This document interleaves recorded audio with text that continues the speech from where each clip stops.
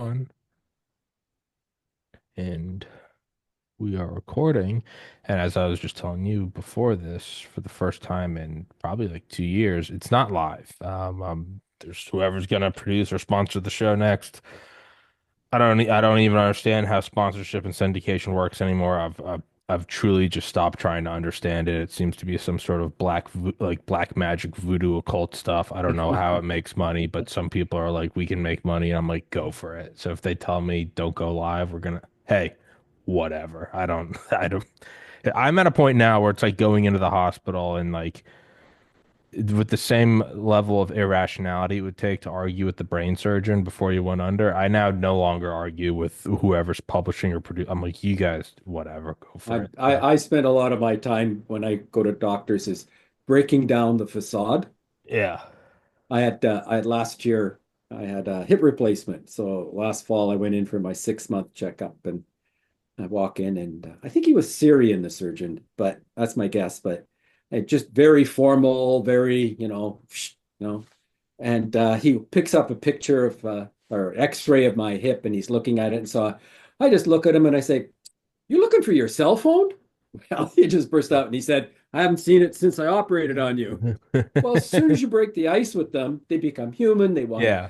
They realize they can talk with you and be normal. Yeah. And it just makes such a big difference because I can't imagine being a doctor. I don't want to be a doctor because you've got to deal with everybody. And I don't know how you how you people walk in and you sort out who you're talking to. So I guess they just have to adopt that facade Facade. that they greet you with and everything. But it for most of them, you break down and find a really nice human being underneath. Yeah.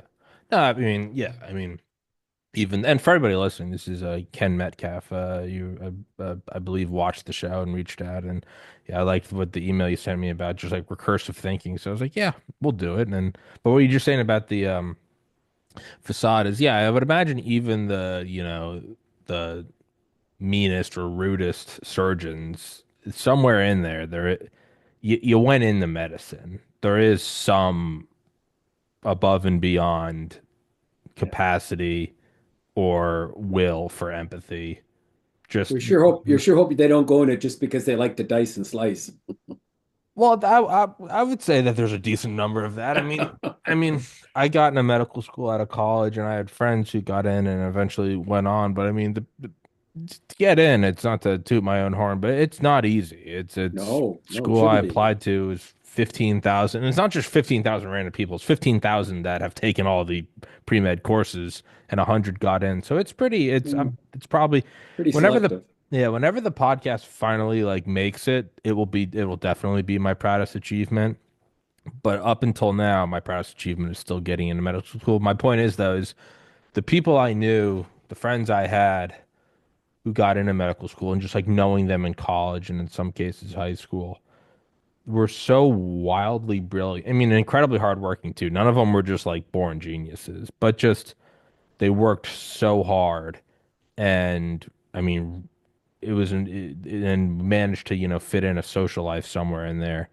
And I'd always think like if they're capable of doing that, they're capable of making way more money. These are the people that you're like, you could retire at 25, go to Wall Street or something. And I mean, pretty much to a T, if you'd ask them about that, be like, hey, you could go do anything. This is like 2013. Like, hey, you could go get a job with Google or Apple. Like, why are you doing? If you just ever talk to them, kind of, I don't know, off the record or after a couple of beers, to a T, they'd say it's, either it was directly religions, like, I'm Christian, or just in general, they're like, I think I was put on this earth to help people. And that was always very, I don't know, heartwarming to be like, you could absolutely go. You could, if you wanted, probably go, I don't know, do some like corporate raiding, attack a couple companies, short the stocks, put a bunch of people on the street and retire in Malibu. And they didn't. And some people do that, but yeah, so I tend to think that even the craziest people that go into medicine, there's something somewhere that is, unless of course they just love slicing and dicing, which There I is mean is probably a few out there, but probably a few, but honestly, if they really love it, that means they're really good at it and they think about it all the time and it's their hobby. They're probably not bad. They're probably hey, he did, maybe he's a psychopath. I think a lot of surgeons are. Like factually, I'm pretty sure that's a stat. But hey, man, if they're obsessed with surgery, what do I care? If Well, they're good at it, you have to be careful what happens over time. well, I yeah. remember watching a podcast, and I don't remember the researcher's name, but it was probably something to do with COVID or watching and research and everything. And she said she came in one time and had to do some kind of test and needed to collect a bunch of stuff from these mice and everything. And she went in, set it all up, and poof, and she killed like, I don't know, 100 mice or whatever to get enough to collect what she wanted. And then she stopped and she went, I didn't feel a thing. She said, I got to stop doing this. Whoa. I did. I did And she's a under. very nice person on the Sure. podcast, whatever, and she had to back off, but she just realized that she'd been Whoa. conditioned, I guess is the term, to doing this stuff and doing her work and everything like that. So you got to somehow step out of it and realize what you're doing too, I guess. I did undergraduate research in college, not because I wanted to. I hated it, but it looked good on your resume, and so it's actual do research under a professor. And I mean, it's the effects of salinity on nickel toxicity to the two Eurohaline fish species Cryptolevius marmoratus and Fundulus heteroclitus. Absolute just dog shit. Not something that's fun. You're 20, you're not in there because you want to push forward aquatic toxic. You're like, I'm not at a party with a bunch of sorority girls in bikinis right now. You're hungover. But whenever you'd finish whatever set of, 10 beakers of little tiny fish, you'd have to put in this poison. And I would just always, it just tore me up. And I'd be probably because I was like hungover and still kind of drunk. But I mean, I would always just be like, I'm so sorry. I would tell the little fish I'm sorry and stuff. And then I'd kill them all. So I don't know. Maybe that means I'm a good person if it hurt to kill fish. Um, but I was thinking actually about the what you had said in that email, and I've thought about it, and it's something I've thought about a million times before, but kind of like recursive thinking or thinking about thinking. And, do these things start to make sense because we're the ones who think of, it's kind of like that meme where it's like the brain is the most important organ. And it's like, yeah, but the brain said that. Like, you know, Well, it's funny because that circles right around what I've been personally interested in for some time. And as I say, a lot of what I've learned is I've learned it from others. I just have a radically different perspective, and it comes from a whole different range of things. Maybe I should do the Mary Poppin thing and say, let's start from the very beginning. sure. So,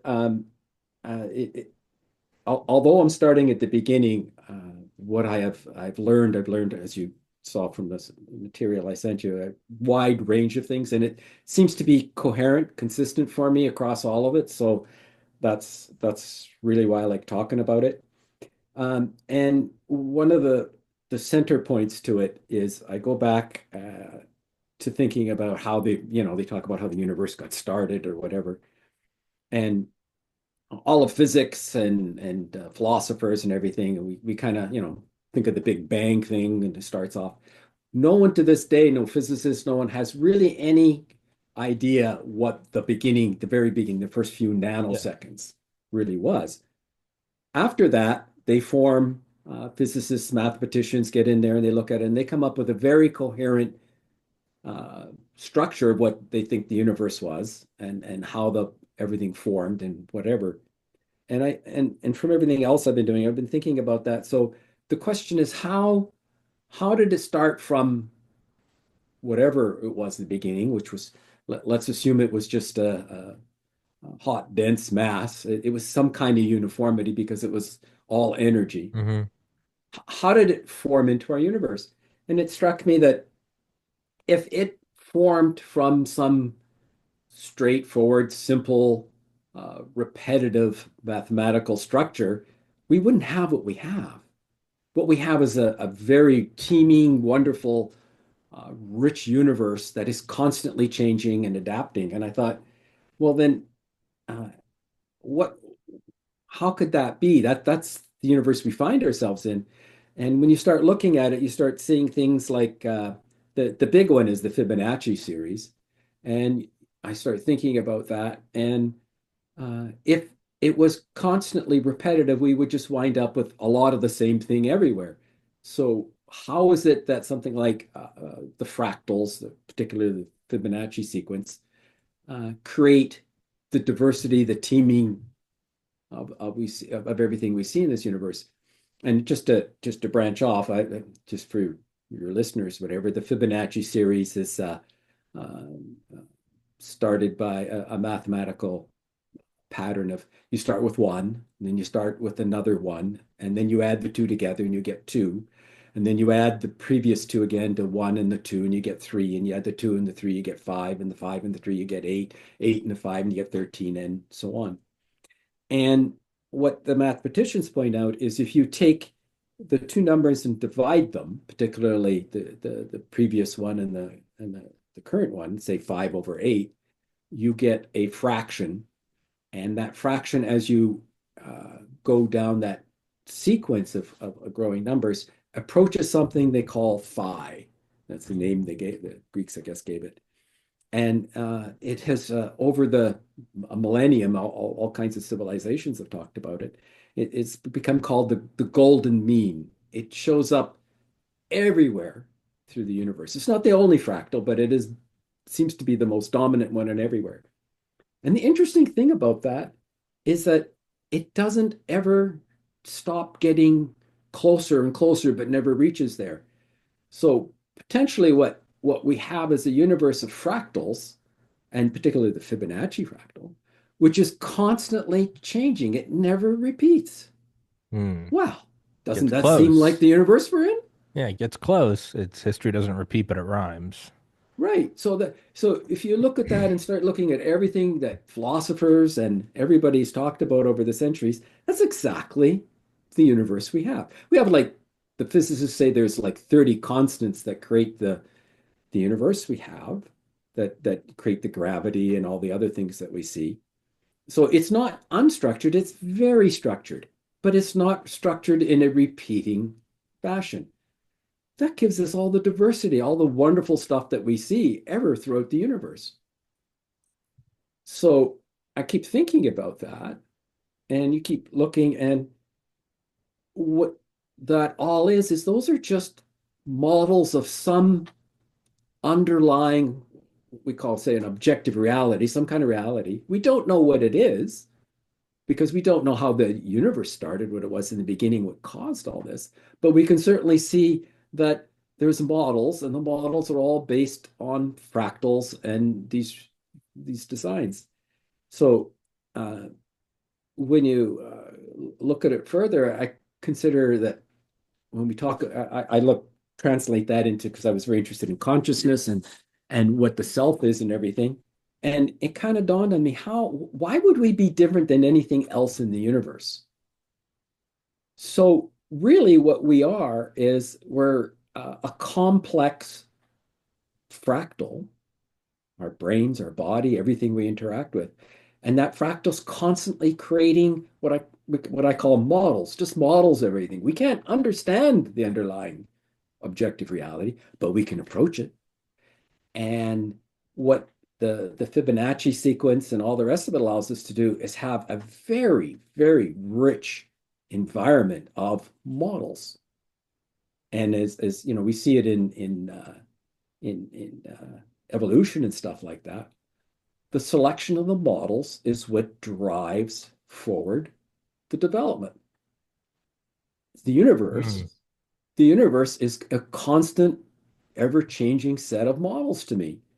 And we're just a very elaborate, highly developed Uh, modeling machine. okay.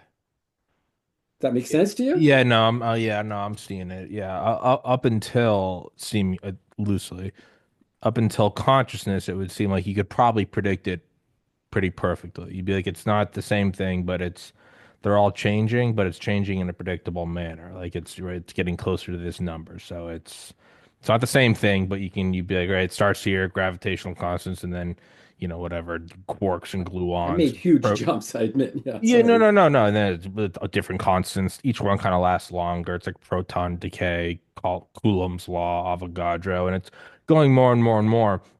But then it gets to an interesting point where it eventually leads to, organic life, biological life, and then consciousness, sentience, I am, as well as sapience. And then, but once it gets to that, then it's interesting because we then choose, or through happenstance, can only discover, you know, maybe on different planets. I had a guy on who had a great point. It's like on different planets, they just might not, they might have found some other invention which circumvented the need for an atom. Maybe they never had a war and they wouldn't need the atomic bomb and therefore never would have pursued because Manhattan Project was not cheap and it was not profitable. So they never would have done that. And that could just lead to an entirely different, you know, reality tunnel. So once we get to a point where we're looking back at all these fractals and then we're going, oh, this causes that, and we have this study, whether it's incomplete because we haven't found everything, or whether it's because we've just decided we like these couple,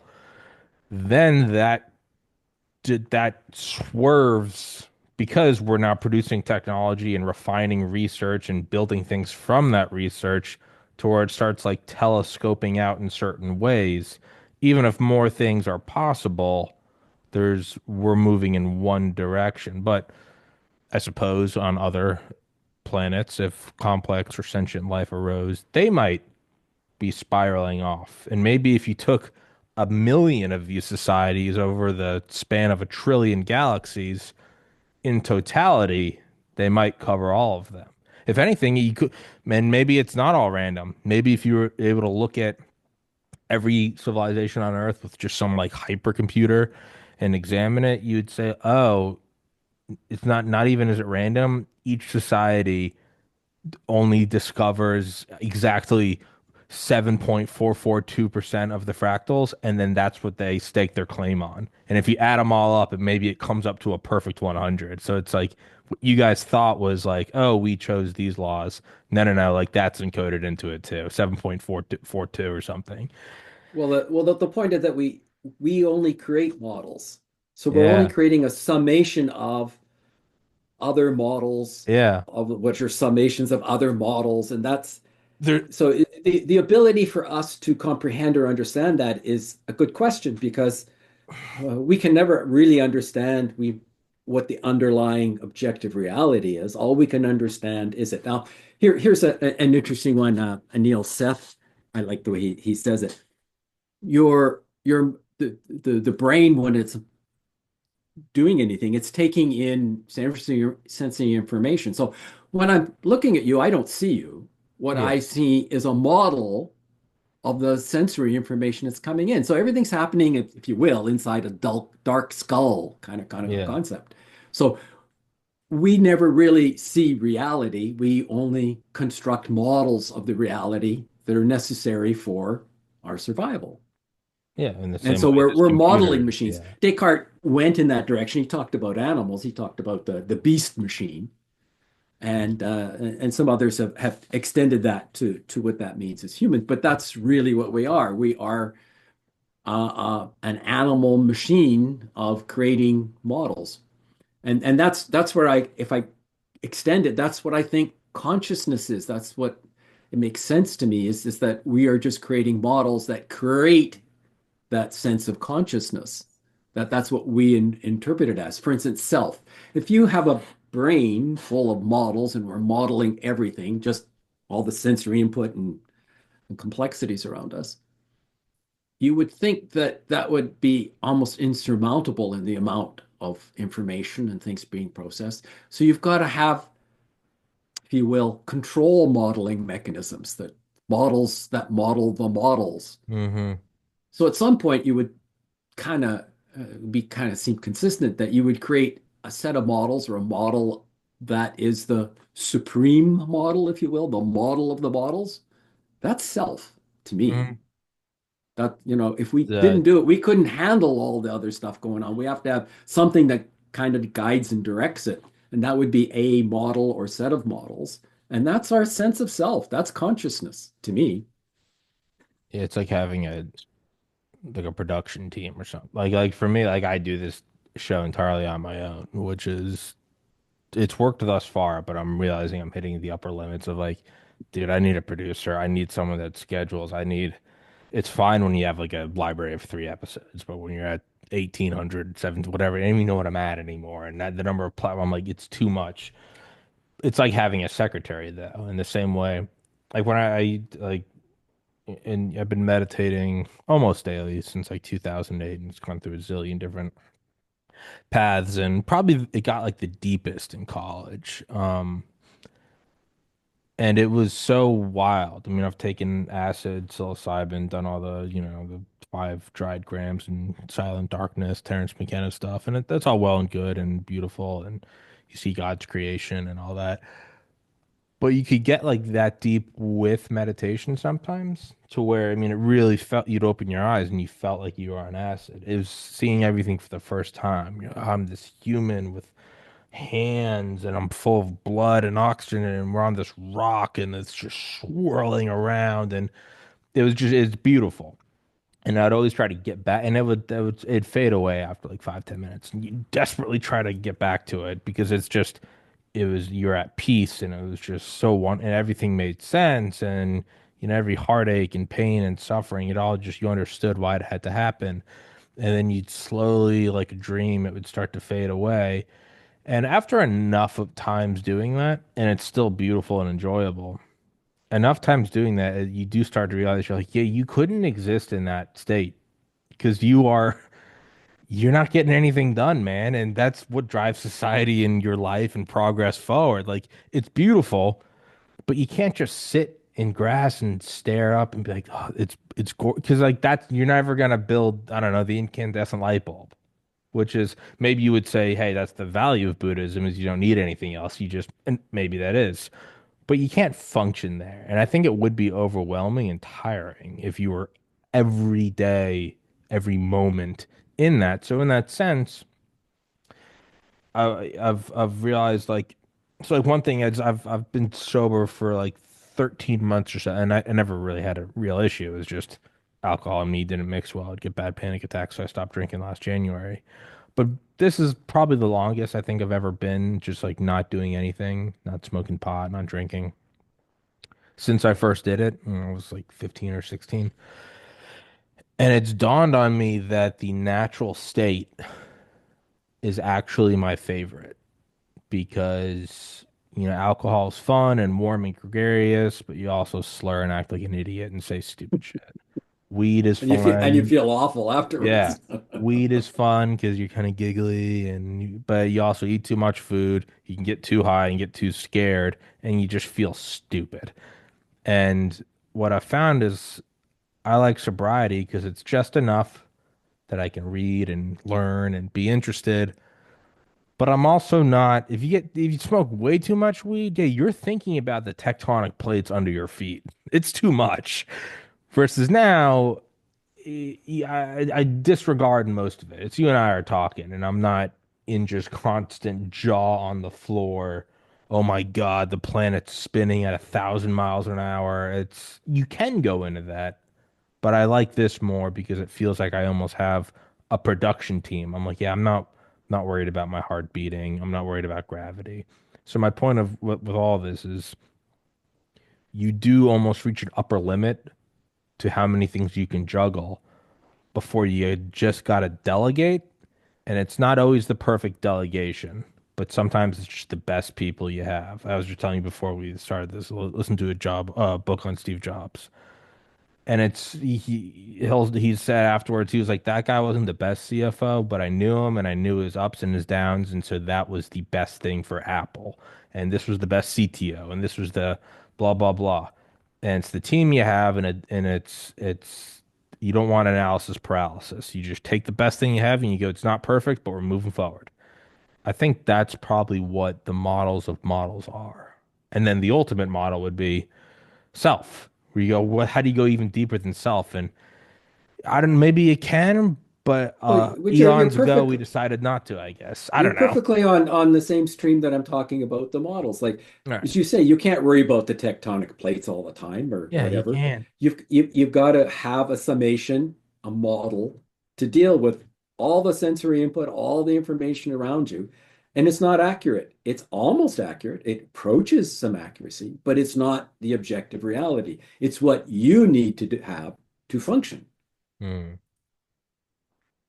And I think you're when you're talking about different drugs, whether it's alcohol or psilocybin or whatever, those are chemical messing with the quantum reactions of the neurons and stuff in your brain that are trying Yeah. to model and for Yeah. you to survive.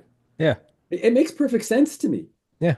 Like, and like all your emotions, they're just models. Hmm. You're responding like you hurt your foot, stub your foot, and pain comes up, and you go, oh yeah, and you have whatever a reaction to it. You're just trying to sort out all the sensory All input the, yeah. for survival, and it's just too much. It's just way too much. We have to massively simplify it in order to function within it. And the only way to do it in my thinking is you create models, create simple systems. You know, the old Occam's razor thing. You got the simplest thing you need to do to work, you do it. And that's Mm. what works the best. And it's probably for you the reality. Mm. It's interesting because it spins off onto the whole topic of, and you were alluding to it earlier, do we live in a simulation? I don't think it matters. Yeah, but that's the point. From what I'm talking about is there's no difference between having models that are modeling reality and it's all happening and a simulation. We can't tell. We Yeah. will never know No. because we have to live with what we've got. The best thing that I think we've ever been able to develop that helps us understand ourselves outside of our modeling is the scientific method. Hmm. Yeah. And it allows us to interrogate some aspects at certain levels of the models of the objective reality that we think that's out there, and we can do it in a very constructed, logical manner. That the problem is the scientific method is run by scientists, by humans, Yeah. and we're not that. No. For instance, you take a tree and an apple drops down from the tree, and then you drop an orange and you look at it, and scientists look up and say there's gravity, there's something pulling it down. That's not what the scientific method said. The scientific method says an apple fell in this direction and landed there. That's what the scientific method says. We interpret that, which is we are modeling what we see into something that fits into our other models. That's what Mm. humans do. That's what we are. And so we have to be extremely careful with the scientific method by doing it properly and then understanding everything we hear is the human interpretation, the modeling of the scientific method's results. Mm. Yeah, the scientific method's kind of like a laundry sorter or like a coin sorter. Yeah, well, if you take you do it and everybody's, oh yeah, it's got to be gravity. And then you drop something, but the tree's in water and you drop an apple and it floats up and you go, oh, it's different. Gravity's changed. No, your interpretation of it has to change because it doesn't fit everything, If you doesn't adequately fit the put, conditions. and if you adequately applied and reapplied the method, though, you'd probably come to that conclusion where it's That's right. those are the things you determine. Right. You turn around and say, okay, there, what I said is that as a scientific method, there's an apple tree, you let it go. Well, something's changed, and you have to look at it and try to understand what that change is. And you do that in a very methodical, scientific manner.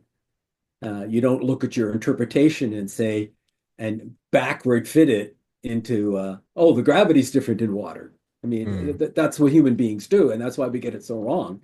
You've got to stick to the scientific method and say, okay, well, something's different. What's different, and deal with the logic of it.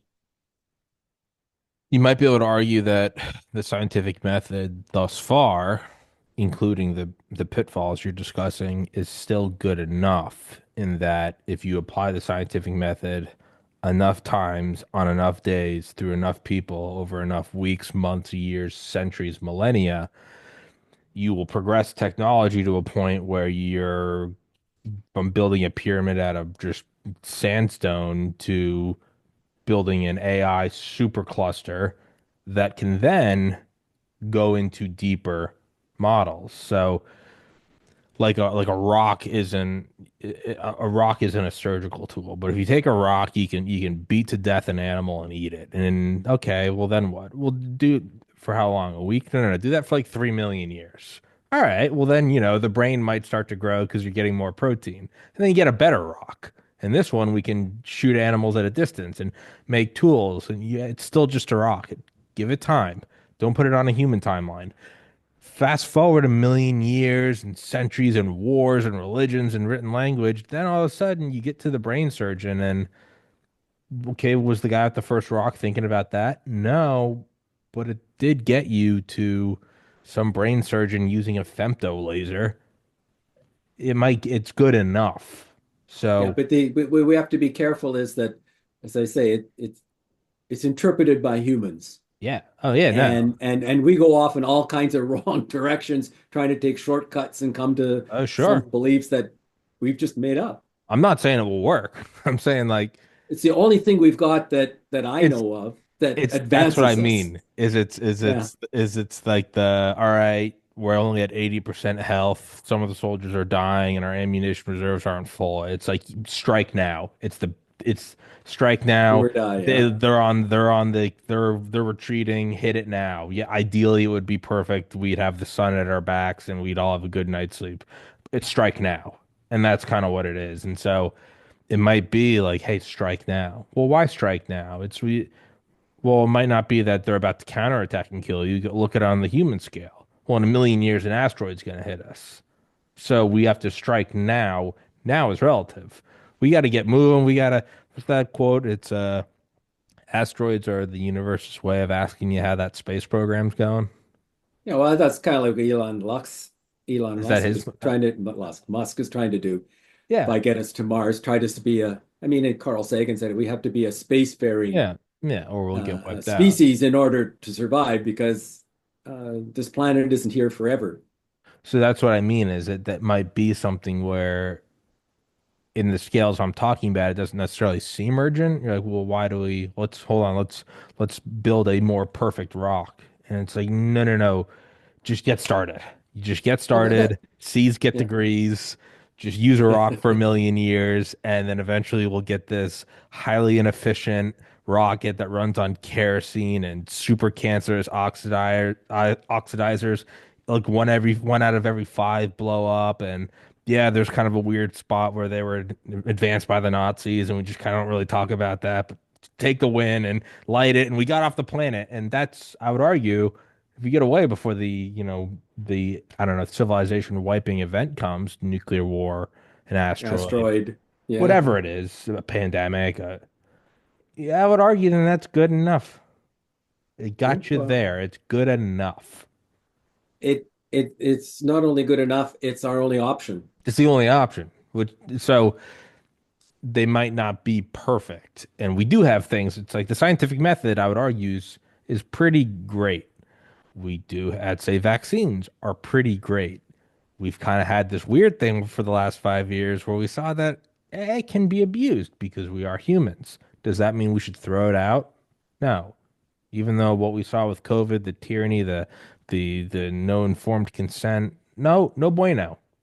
But overall, I don't think that means we should throw out the scientific method as a whole or vaccines as a whole. It's you have rockets are, yeah, sure, they can launch nukes. They can also launch people to other planets. So there are Well, certain things. consider this that when when we're modeling, we're doing everything, we're pretty sure normally in a pretty short time horizon. It's what I'm going to do this minute, this hour, this day, this week. So we tend to we our models, we think, tend to be very linear at a short time scale. But that's not reality. I mean, we look at the fractals and everything that we see; they're not linear. There are a lot of them are uh, geometric progressions of various kinds and descriptions. And that's the beauty of our modeling and thinking is that we can get outside of the immediate linear world that we boil it down to, model it down to, and start thinking beyond that. So, yeah, so we don't think of tomorrow or next month. We also can think about, oh, the sun might flare and wipe us out. We might get hit by an asteroid. We might this, we might that. And now we're talking about geometric timescales that are going up very, very quickly in distance. But we can model like that. Our models allow us to do it. The models are geometric, and they have to be to handle the amount of information that they have to handle. Hmm.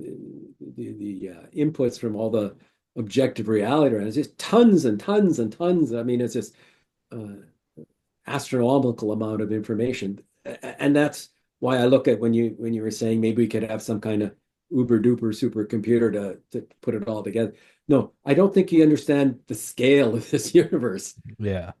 When does the scale approach virtually an infinite amount of information? Yeah.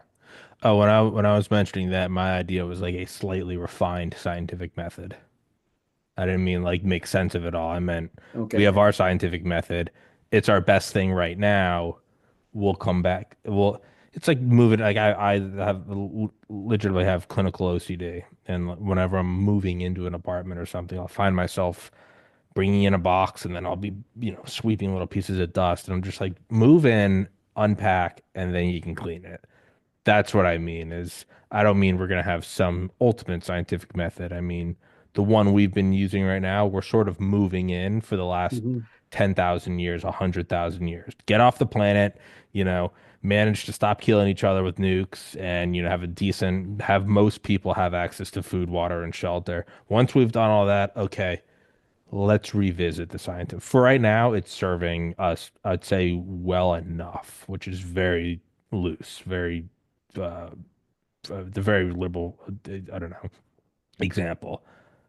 Once we've taken care of that and we've taken care of, I don't know, we've cracked fusion, we have infinite energy, and then we could maybe go back and say, okay, let's start looking at the finer pieces of the scientific method. But right now, it still seems we're stuck on this rock.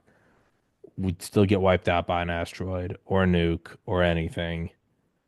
It's maybe not the best use of resources right now to further refine the scientific method. Like as a general thing, it's kind of working right now.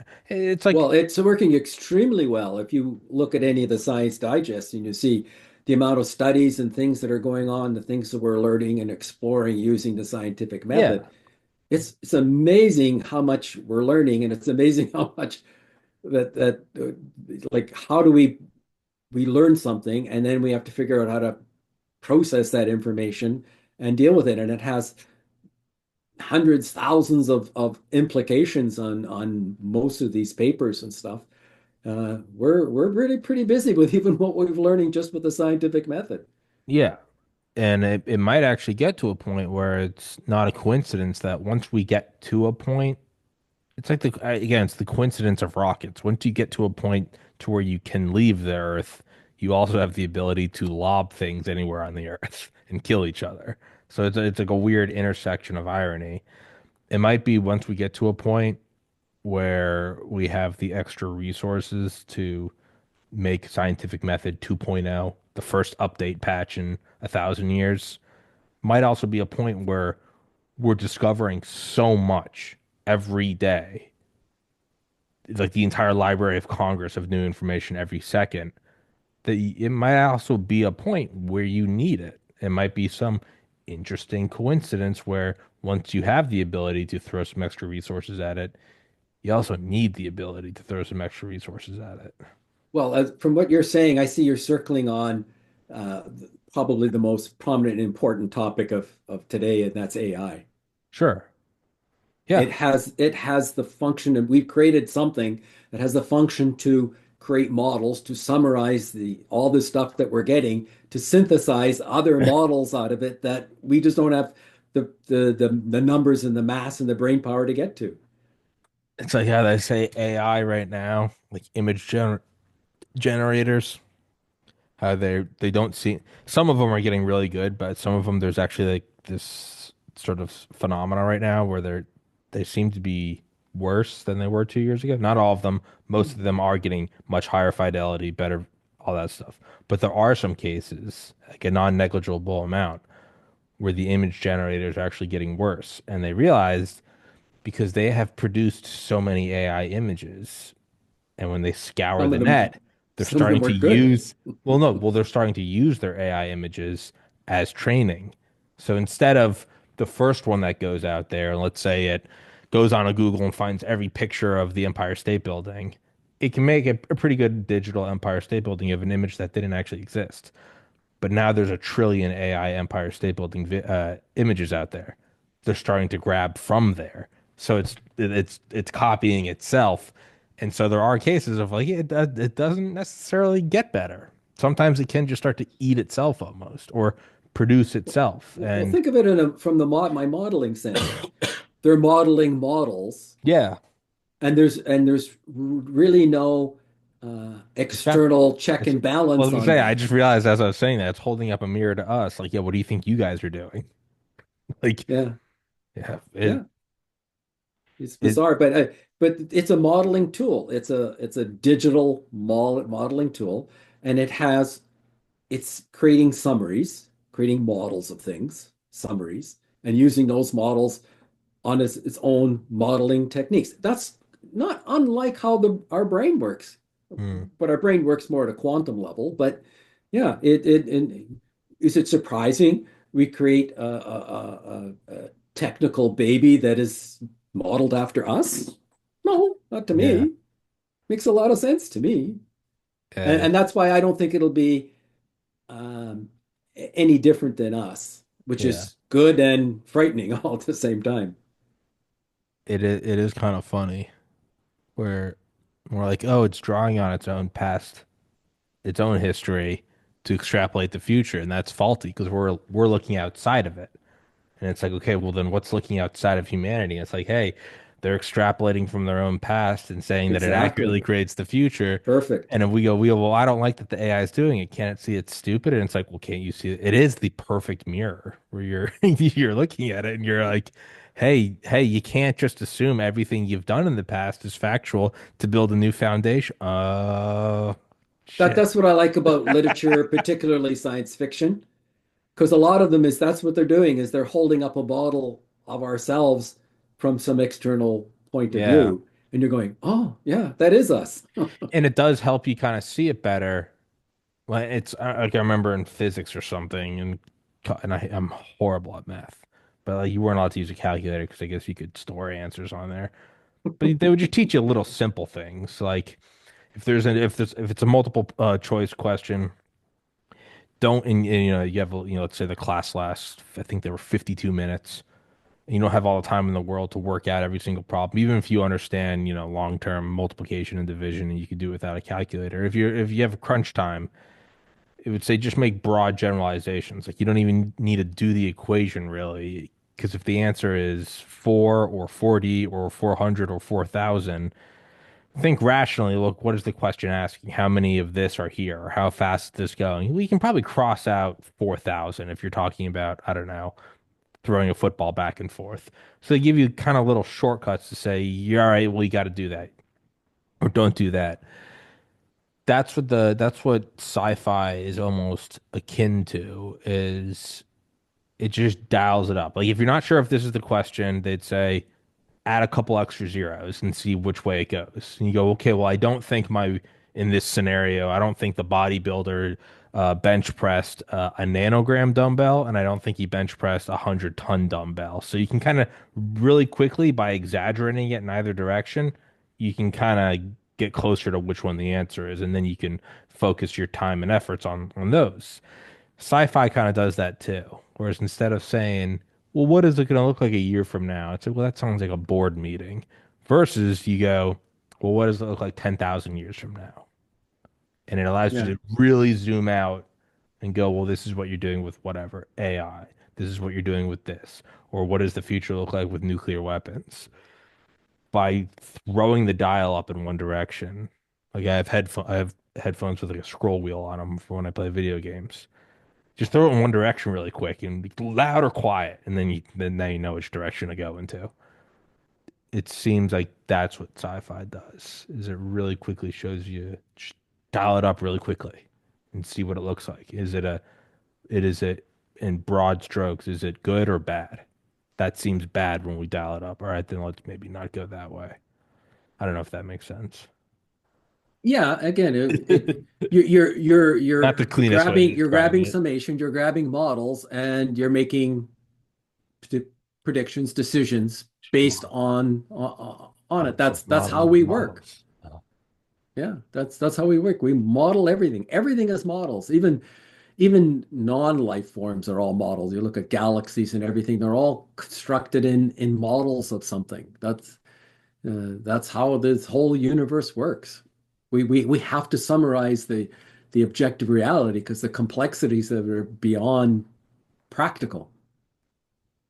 So the universe was created with modeling ability. So then you have to trace it back or reverse engineer it to the bang.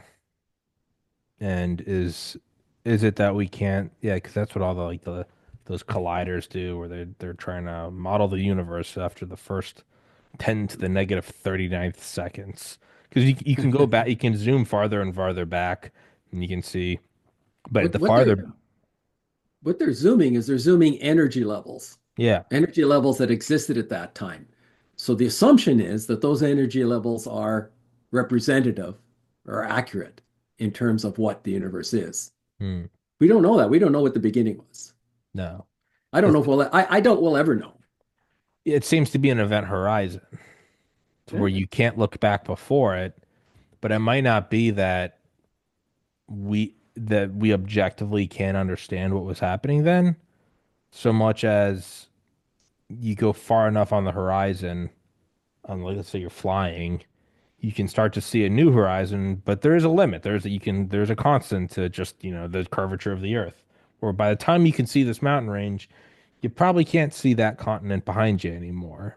And you're moving, it's like on a treadmill, there's a front and a back. And it's as you're moving.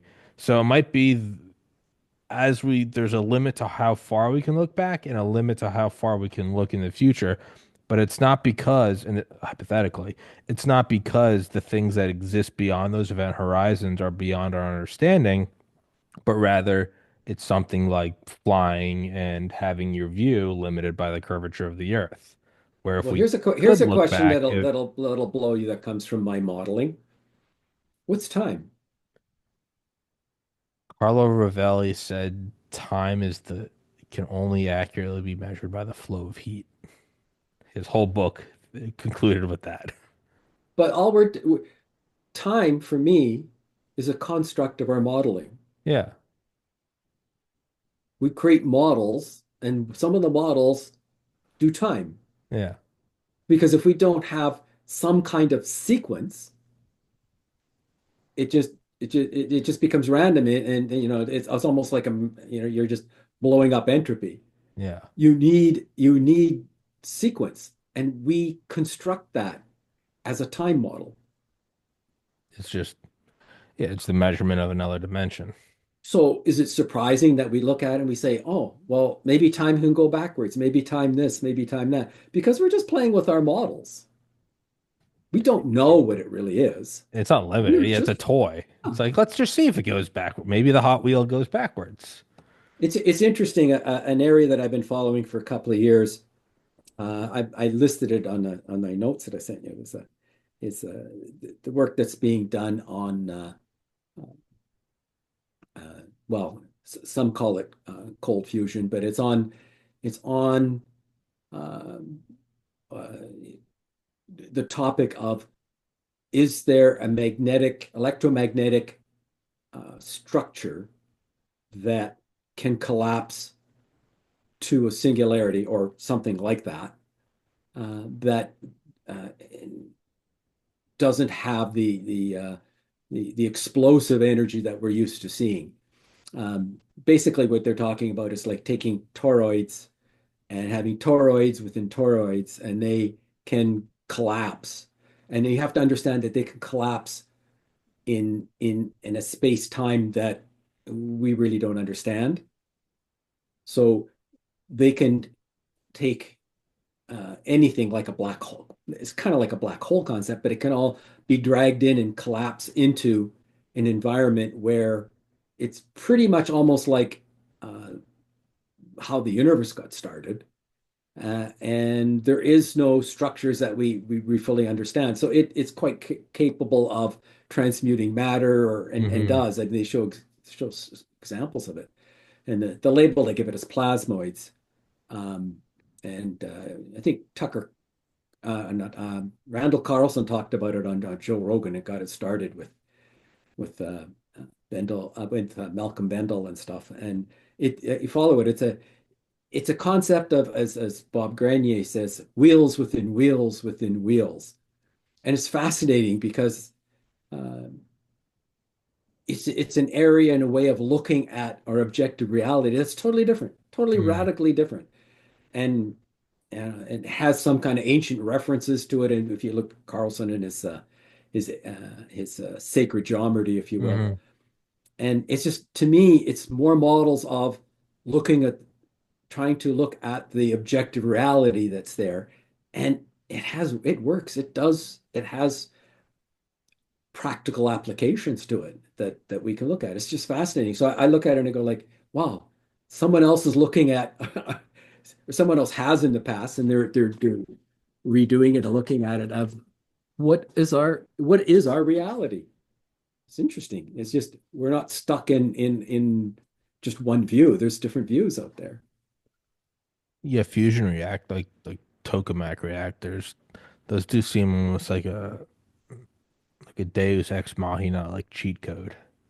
It's almost it's like an event horizon of understanding. It's we create this container out of magnetism, and then there's I don't know a perpetually exploding fusion reaction, and from that comes infinite energy. And it's almost just like it's almost sloppy writing. That's my Yeah. caveman See that understanding. Yeah, that's the human interpretation of the scientific method going wrong when they say infinite energy. Yeah, well, it's It's a not. system of It's some a kind, and we don't understand it, so we just say it's infinite. Yeah. Well, because it's like it's close enough. It's like if your power source is logs and leaves, and then you discover a nuclear reactor, for all intents and purposes, if you're used to, I don't know, burning pine needles on an open fire, for all intents and purposes, yeah, the nuclear reactor is you're like it's pushing an aircraft carrier and has for 50 years. This is a little more, yeah, it's probably not infinite, but I think it's more infinite than my wood pile. Yeah. Carl Friston's label for it is free energy, Yeah.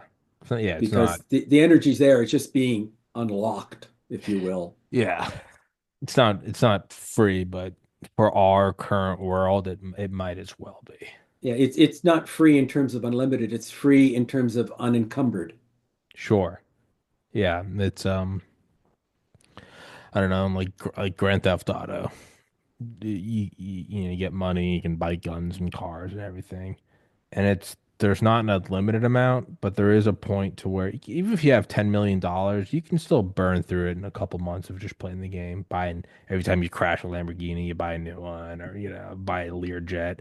It's you have a lot of money, even $100 million. You can okay, but play it for a year. How many Learjets can you crash before you go, man, it's kind of racking up? Like, if I don't you know where the scale limit is, but I saw something, was it last year, an article that they built or will build for somebody as I don't know, it's $1 billion or more submarine. And it's a yeah, nuclear submarine, and you can buy it, and it has a crew of 40, and you can hold a couple hundred people in it, and it can go down like 800 feet, jeez. and you can go underneath the sea and survive there. Maybe it's somebody's bug out. I don't know. Maybe a billionaire's bug out. I don't know. Yeah. And it runs on nuclear energy, and they just go down below it all when I guess when the all going Yeah. on, they're going to be down there somewhere. I Miserable existence. don't know. It's strange, Yeah. but But like relatively infinite though. If you can get a cheat that just makes the your bank account 9999999 and there's like 50 digits, is it infinite? No. But if you're playing Grand Theft Auto, you're like I can it's essentially good do enough. whatever I want. I can Yeah, I can crash a 747, a gold-plated 747 every minute for the next year and it won't make a dent. So it's good enough. Um yeah. but yeah, I don't know. And to the models of models. So I made it the thumbnail, which obviously isn't up because we're not doing it live right now. But it's an image I saw the other day on Twitter, and it's like the inky blackness of space, and there's some stars, and out of it you can loosely see like the forms. It's like a negative space hand, and it's holding a mask, and through the mask, it's looking at our world, and it's like we are the universe using human brains to tune into this world and have this experience, and that's what we are. Is we're just here experiencing this thing. There's nothing objective. It's the thing, right? It's all It's the it's our photons subjective view of whatever's out there. to experience this, and you have to have it for like the ups and the downs of it. But we're here to experience this world through the lens of these humans for whatever reason. And then somebody commented, "Yeah, wait until the inky blackness takes off that mask. Like what is experiencing that?" And then it makes you think that I don't think it, not only do I not think it ends, I don't think it can end. I don't think you can find before the Big Bang. Because if you do, it just goes back farther. We live in a simulation. What's the simulation running on? A computer. Where's that computer? Where does it exist? In what in what objective meta reality does it exist? Is that a simulation? And if not, if that's base reality, well then where'd that come from? So it Well, we almost we we in our minds we operate models of everything. That means we are simulating the objective reality. yeah. From that point of view, we live in a simulation, but it's our own simulation. Let me see. Yeah. I Well, thought it's good. I'd look at this, and to me, I just see the beauty of it that we're able to exist and think and be in such a beautiful universe that's just so teeming with variety and information, things to explore. It's if I'm stuck in a simulation, I can't think of a better one. and that's what I eventually kind of come back to is you spend enough zillions of hours thinking about it and why is it and where is it and all that, which is all well and good. But eventually I do reach a certain acceptance of, and I think I use this example, like you can understand why a Reese's cup tastes good.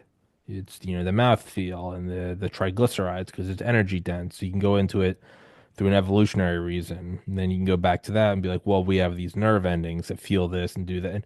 And it's good because you store fat because your body thinks it's starving because it's on the plains of Africa a million. You can keep backing up as far as you go.